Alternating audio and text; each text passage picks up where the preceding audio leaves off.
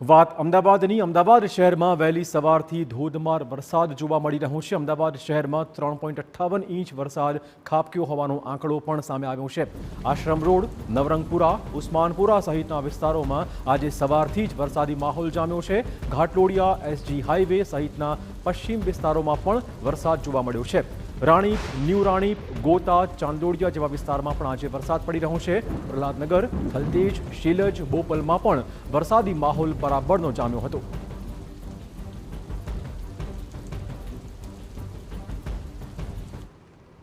તો થોડા દિવસના વિરામ બાદ ફરી એકવાર અમદાવાદ શહેર અને આજુબાજુના વિસ્તારોમાં વરસાદી માહોલ જામેલો જોવા મળી રહ્યો છે।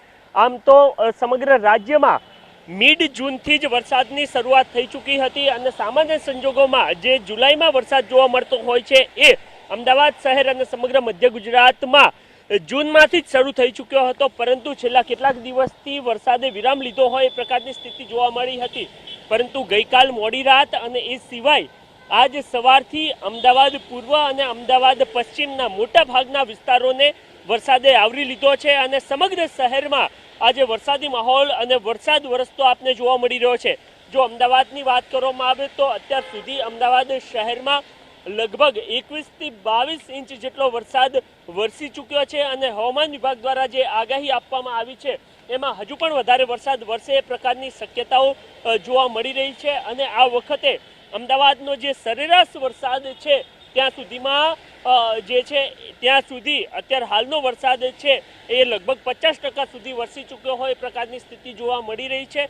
અને જે પ્રકારની આગાહી આપવામાં આવી રહી છે એ મુજબ આ વર્ષે વરસાદ સરેરાશ કરતાં પણ વધારે વરસે એ પ્રકારની શક્યતાઓ જોવાઈ રહી છે। કેમેરામેન મનીષ ત્રિવેદી સાથે નરેન્દ્ર રાઠોડ, TV9 અમદાવાદ। તો અમદાવાદમાં ગત રાત્રિથી જામેલો વરસાદી માહોલ આજે સવારે પણ જોવા મળ્યો। ખાસ તો શહેરના પશ્ચિમ વિસ્તારોમાં વરસાદે દળબડાટી બોલાવી છે। Prahlad Nagar, Anandnagar, SG highway, Thaltej, Shilaj, Bopal, Sardar Patel ring road સહિતના વિસ્તારોમાં છૂટો છવાયો વરસાદ વરસ્યો હતો। ઉલ્લેખનીય છે કે 21 થી 25 જુલાઈ દરમિયાન રાજ્યમાં સાર્વત્રિક વરસાદની શક્યતાઓ છે, ત્યારે આગામી દિવસોમાં પણ વરસાદી જમાવટ જોવા મળવાની છે।